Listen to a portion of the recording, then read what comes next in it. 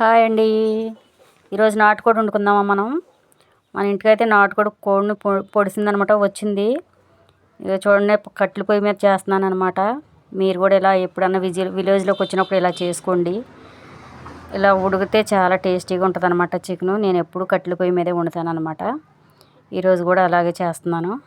First అయితే మనం నూనె పొయ్యి మీద పెట్టేశాను, గిన్నెలో పెట్టేసి చికెన్ మాత్రం కడగకూడదండి. మనం కోసేటప్పుడే కడిగించాలన్నమాట, లేకపోతే టేస్ట్ పోతుంది. ఈ చికెన్ ఏం చేయాలంటే ఇప్పుడు అక్కడ పక్కన పెట్టేసుకొని మనకి సరిపడా ఆయిల్ పోసుకొని మూకుడులో గిన్నెలో ఆయిల్ పోసాను. ఆనియన్స్ ఉల్లిపాయలు పచ్చిమిరపకాయలు వేసాను అనమాట. అవి కొంచెం దోరగా వేగాలి. దోరగా వేగిందాక ఫ్రై చేసుకోండి, కొంచెం లేట్ అయినా పర్వాలేదు. వేగిన తర్వాత ఒక స్పూను పసుపు వేసుకోండి. ఒకటంటే సరిపోదు, 2 స్పూన్లు పడుతుంది. చిన్న స్పూన్తో 2 స్పూన్లు పసుపు వేసుకుంటే ఏంటంటే చికెన్ మొత్తానికి పడుతుంది అనమాట. అట్లా వేసినప్పుడు బాగా పడుతుంది, ప్రతి ముక్కకి పట్టేస్తుంది అనమాట ఆయిల్లో వేస్తే మనం. అప్పుడు ఏం చేస్తారంటే మీరు కొంచెం వేగిన తర్వాత చికెన్ వేసేయండి. చికెన్ వేసేసి కొంచెం పెట్టండి. కలిపేసేసిన తర్వాత ఇందులో ఏం చేయాలంటే మనం కొంచెం ఒక చిట్కా అనమాట. ఇది ఏం చేయాలి, మనకి తొందరగా ఉడకాలనుకుంటే, తొందరగా అంటే కొంచెం మెత్తగా ఉడకాలి కదా మనకి.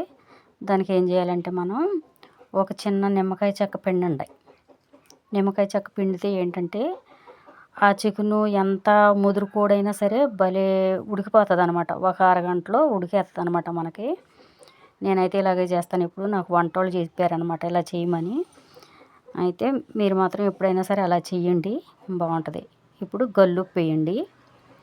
గల్లుప్పు వేసి సరిపడా మనం కూర ఎంత ఉంటుందో తెలిసిపోతుంది కదా, దానికి తగ్గట్టు వేయండి. కొంచెం పసుపు వేయండి, మళ్ళీ వేయాలన్నమాట. కొంచెం పసుపు వేసి ఒక నిమ్మ చెక్క పిండారు కదా, తర్వాత అల్లం పేస్ట్ వేయండి. ఒక 3 టేబుల్ స్పూన్లు పట్టిద్ది అనమాట. 3 టేబుల్ స్పూన్లు అల్లం పేస్ట్ వేయండి. అల్లం పేస్ట్ వేసి తిప్పండి ఒకసారి. తిప్పేటప్పుడు క్లారిటీగా ఉండాలన్నమాట. తర్వాత కారం మీకు నచ్చినంత. పచ్చిమిరకాయలు వేసాం కదా, దానికి తగ్గట్టు కొంచెం వేసుకోండి. నాటుకోడి కొంచెం ఘాటు ఉంటేనే బాగుంటుంది అనమాట, లేకపోతే మనకు అంత టేస్ట్ అనిపించదు. కూరలో కూడా ఆయిల్ కూడా సరిపడా ఉండాలన్నమాట ఎప్పుడైనా సరే చికెన్కి. అప్పుడు ఆ కూరకి టేస్ట్ ఉంటుంది, చూడంగానే తినాలనిపిస్తుంది అనమాట.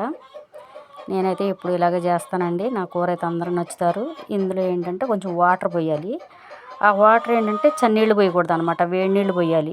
చన్నీళ్ళు పోస్తే చప్పదనం వచ్చేస్తుంది. మళ్ళీ వేడి నీళ్ళు పోస్తే ఏంటంటే అది వేడిగా ఉంటుంది, ఇది వేడిగా ఉంటుంది, కాబట్టి చప్పదనం అనేది రాదనమాట. ఇదో చిట్కా అనమాట. మీకైతే నచ్చిందా? నచ్చితే మాత్రం లైక్ చేసి, షేర్ చేసి, కామెంట్ చేయండి ఫ్రెండ్స్. ఇక తర్వాత ఇలాంటి వీడియోలు మీకు ఎన్నో చేసి చూపిస్తాను నేను. అయితే మీకు చాలామందికి వచ్చు, కాకపోతే నేను ఏదో చేసి చూపిస్తున్నాను అనమాట, పిల్లలకు బాగా ఉపయోగపడుతుందని. నచ్చిందా ఫ్రెండ్స్? ఇదిగో చూడండి, టేస్ట్ అయితే మాత్రం మామూలుగా లేదు, వేరే లెవెల్లో ఉంది. నాటుకోడి పులుసు వేయను అనుకున్నాను.